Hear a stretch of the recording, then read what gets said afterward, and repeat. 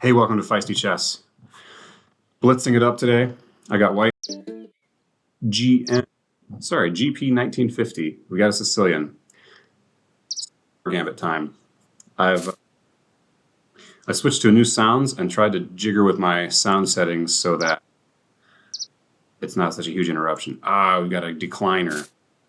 So here we go to the Maroczy Bind.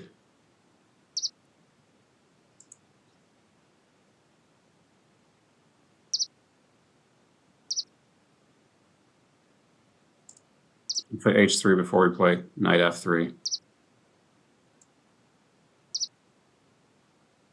So we're going to clamp down on D5. This is the plan. And we can just castle. We'll play bishop E3. We'll get a rook to C1.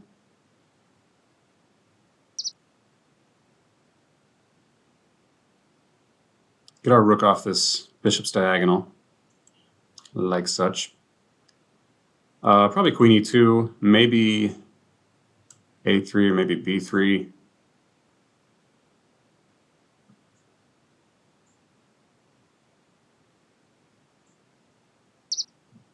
Other than that, let's play rook C1 here. Let's play queen up first. Yeah. Putting more support on this pawn. Got everything locked in. Our plan is probably to play knight D4 and F4, F5 maybe, or F4, E5, depending on what black does. Okay.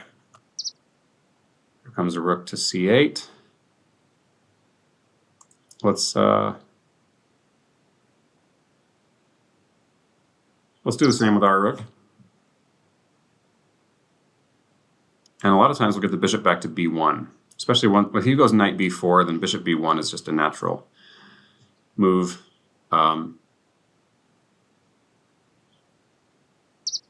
Yep, this is why we play rook C1, so we can get the bishop out back here without impeding our rook.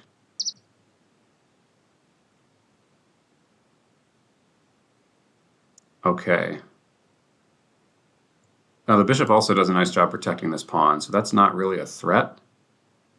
It looks like A3 is pretty good here. We're gonna really shut down that knight.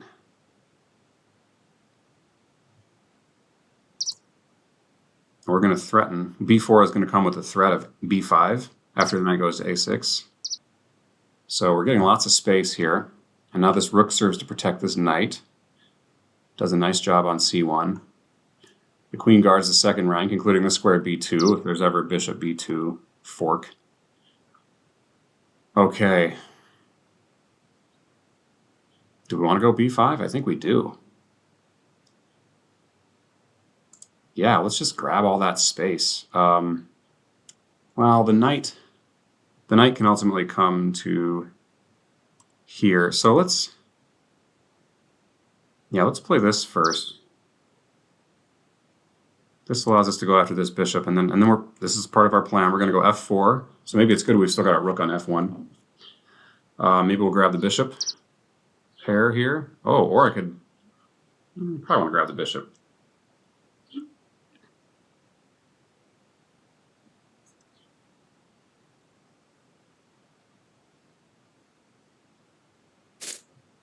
Okay, we got the bishop pair. All right, and this is good because this is not a weakness. This pawn was a bit of a weakness. Is C5 any good here, though? Now we can't get into D5. That's a little bit of a bummer. We can grab on A7, but the problem is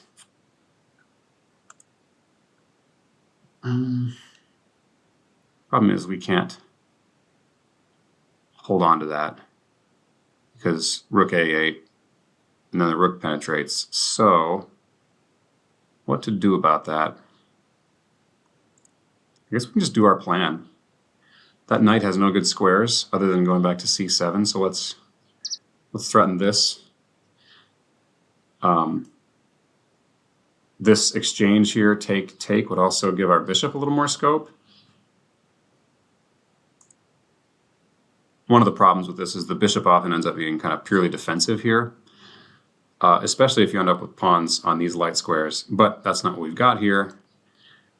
We've got these pawns here, so our bishop will have, even if this gets plugged up, our bishop will have a nice time, I think, finding activity on one of these two diagonals here.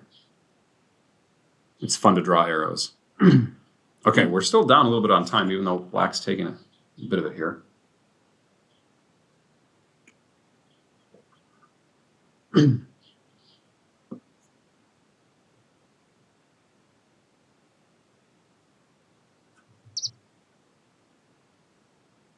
Uh-huh.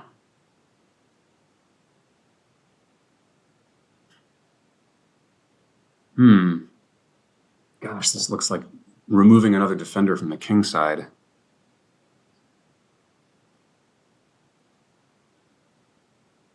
That knight's got to go back to c7.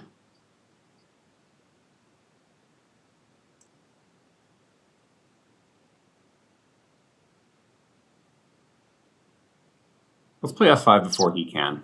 Let's do it. That's our plan. Oh, he doesn't have to, does he?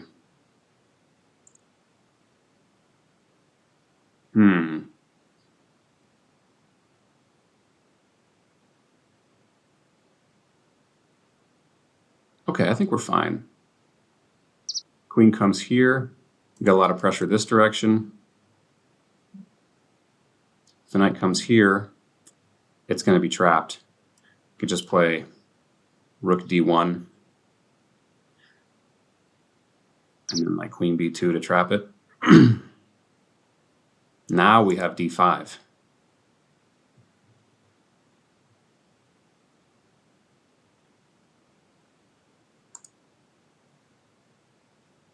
We also have knight b5 if we want to challenge that knight. How much do I care about that knight?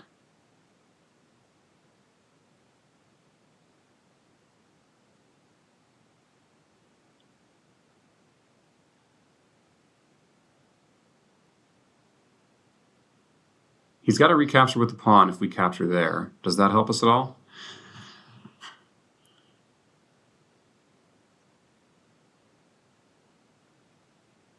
I think so, because then that...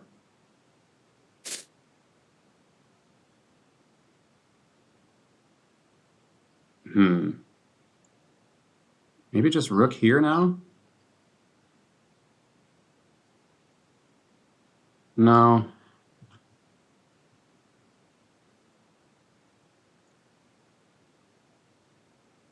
Let's just put our knight on d5. We're spending too much time here. That's just a natural, good-looking move.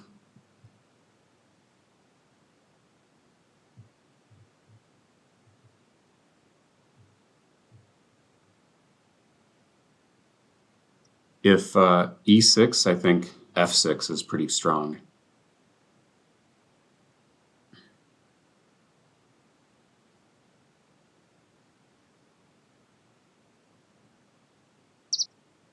Yeah, let's do this. f6. I've got it covered 3 times. So if he takes here, we take there, and he's got to recapture with a king, and that's definitely in our favor. Meanwhile, we're cutting off the communication to this knight here.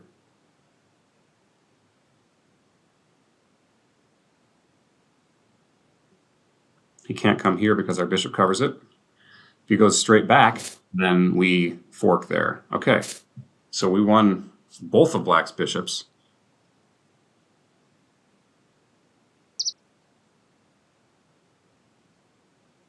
That can't be a good move because it allows me to mate him right. And the duck quacks. Okay, I like the woodland sound scheme. I hope you can all hear that, or I just sound crazy. Let's look at this. This is the meekest way to decline the Morra Gambit. I think there's e5 is a little more swashbuckling. d5 is, I think, a good way to decline. And knight f6 is probably the best way to decline. Those are all a lot more active than moving this pawn yet another time, just to keep my pawn on c3. Because I can also, I gain a tempo to get my bishop out. I get to gain material equality and develop at once. And then I can spend a turn as well to just put this Maroczy Bind in here. And there's not a lot of black players who like facing this kind of Sicilian. It's not the most swashbuckling variety of attack, but it's just a positional grip. It's white has all the play here. White has all the space. Black's plans are very limited. Okay, so if he'd played knight b4 a move earlier, that might have complicated my picture some. I wouldn't have been able to go to rook c1. Bishop b1 wouldn't have been worth it. But now, this just works very nicely for me. And that bishop coming to c6 gets him in a load of tactical trouble that allows me to expand on the queen side, win the bishop pair. And then I'm just expanding all over the board here. This was maybe an inaccuracy. Maybe I want to go queen f2 first. But yeah, these are all pretty forcing moves. And now the knight, you know, he doesn't want to let the knight stay on d5. Let's consult the computer.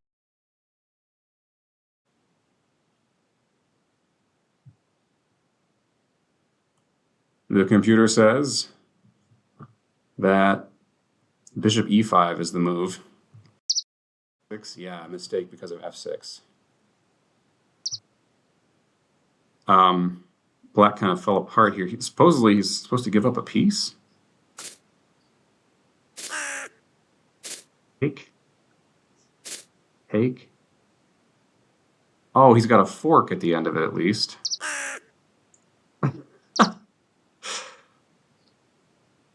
Ah, okay. Well, my bishop guards that at least. So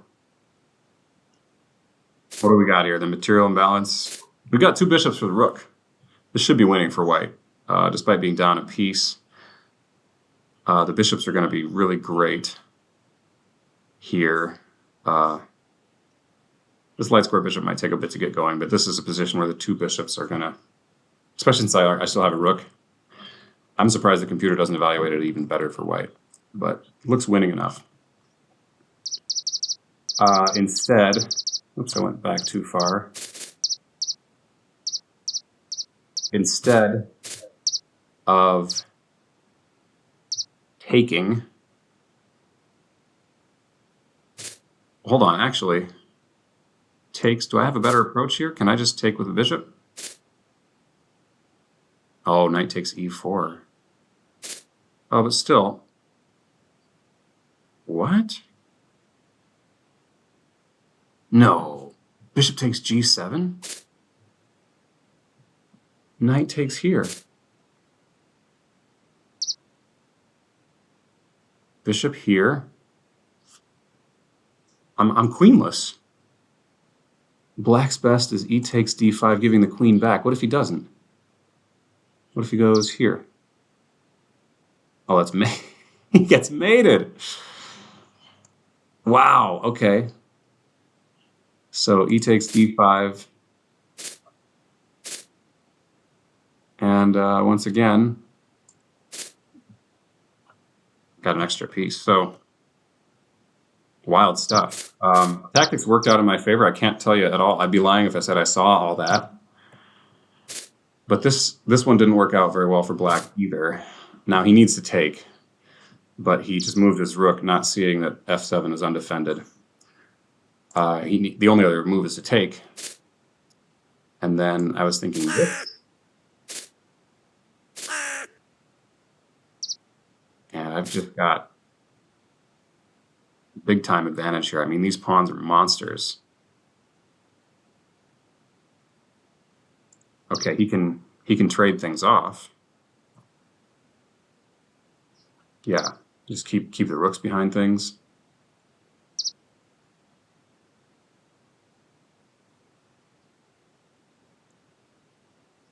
This bishop here.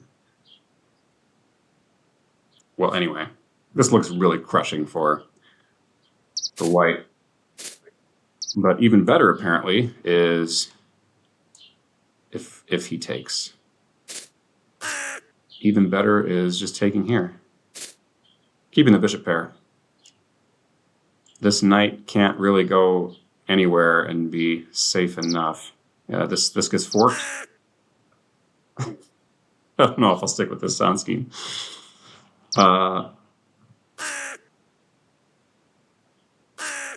So that's his best piece, but it's in a world of hurt. That, I mean, I would just be willing to simplify here. It's got to be crushing, right? Just go after this pawn.